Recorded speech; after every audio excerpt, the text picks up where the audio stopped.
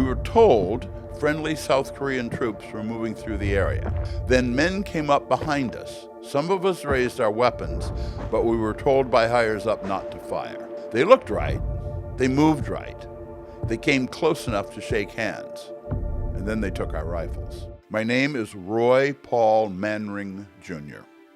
I was a private first class in H Company, 1st Battalion, 5th Cavalry Regiment, 1st Cavalry Division, United States Army. In August of 1950, I was fighting in Korea. I was not Special Forces. I was not famous. I was just a soldier trying to stay alive long enough to go home. We were on Hill 303 near Wuan.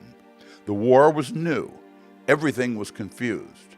We were told friendly South Korean troops were moving through the area. Then men came up behind us. Some of us raised our weapons, but we were told by higher up not to fire. They looked right. They moved right. They came close enough to shake hands. And then they took our rifles. That's when we knew we were prisoners. They marched us to an apple orchard. They told us to take off our boots. Then they tied our hands behind our backs, bootlaces pulled tight. They took watches. They went through pockets. One of them spoke a little English. He said not to worry. He said we would be taken care of. I wanted to believe him. They didn't take us to a camp. They hid us. They hid us in ravines during the day and moved us at night. Like I told the government later, they just kept us in a ravine in the daytime. Then at night, they'd move us across the country. Our hands stayed tied most of the time. We got almost no food. Almost no water. American artillery kept landing nearby, our own guns. Every time it hit, the guards panicked. They couldn't move us across the river. We were slowing them down. I could feel something was changing. On August the 17th, about the middle of the afternoon, they motioned for us to get up again. They told us we were moving. That's when it happened. That's when I started hearing shots. At first, I didn't understand. Then I looked around. My buddies were falling. They were being murdered with their hands tied behind their backs.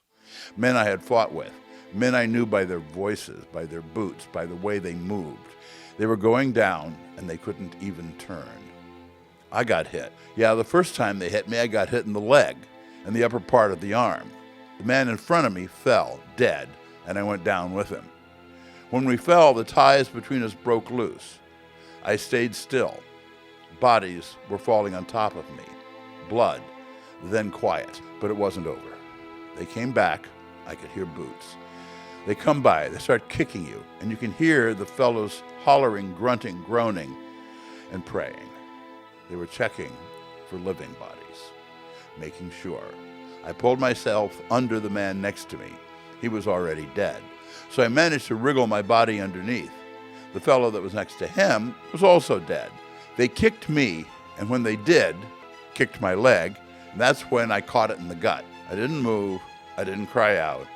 I lay there, and I waited. When it was over, around 40 of our men were dead. Only a very few of us lived.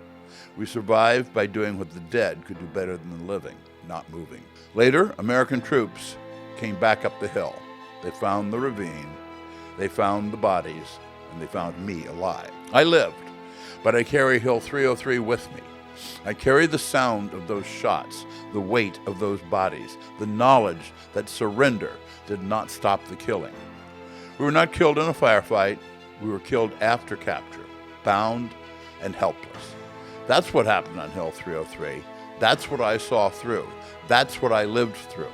My name is Roy Paul Manring Jr., and that is what our war looked like after the fighting stopped. This is Blue Steel Heroes. Please turn on the like button, subscribe, and we'll see you next time.